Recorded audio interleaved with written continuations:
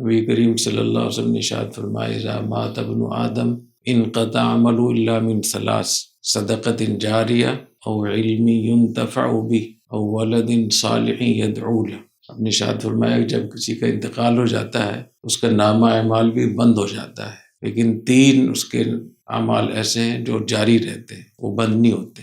صدقۃ جاریہ، کوئی ایسا کام جو باقی رہنے والا ہو، جیسے کوئی مسجد بنا دی، کوئی مدرسہ بنا دیا، کنواں کھود دیا، کوئی اور ایسے ہی رفاہی کام کر لیا، تو فوت ہونے سے اس کا عمل وہ لکھا جاتا ہے اور جاری رہتا ہے۔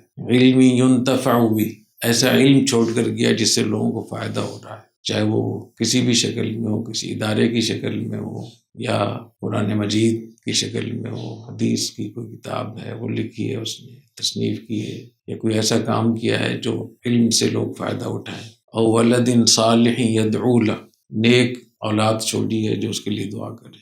اگر کوئی اپنے بچے کو عالم دین بنا دیتا ہے، یہ تینوں چیزیں اکٹھی ہو جاتی ہیں، اور عالم دین اگر وہ صحیح عالم دین ہو تو اس کے ذریعے سے صدقات جاریہ، بہت سارے صدقہ جاریہ شروع ہو جاتے ہیں، اور علم ایسا اس کے شاگرد ہوتے ہیں، ادارے وہ بناتا ہے، کتابیں وہ لکھتا ہے جس سے علم لوگوں تک پہنچتا ہے، اور اس کی اپنی اولاد جو اس کے لیے دعا کرتی ہے، نیک ہوتی ہے۔ اس لیے جو اپنے بچوں کو عالم بناتے ہیں، اس سے بڑھ کر کوئی اور نیکی نہیں ہو سکتی۔ یہاں کلیت الشریعہ میں کئی طلبہ جب آئے پڑھنے کے لیے تو ان کے والدین نے بڑا اعتراض کیا، بہت سخت مزاحمت کی۔ وہ الحمدللہ عالم دین بن گئے، بڑے ماشاءاللہ کام کر رہے ہیں۔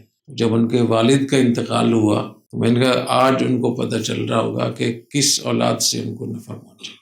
جب قبر میں آدمی جاتا ہے تو یہی صدقہ جاریہ اور علم اور نیک اولاد ہی کام آتی ہے۔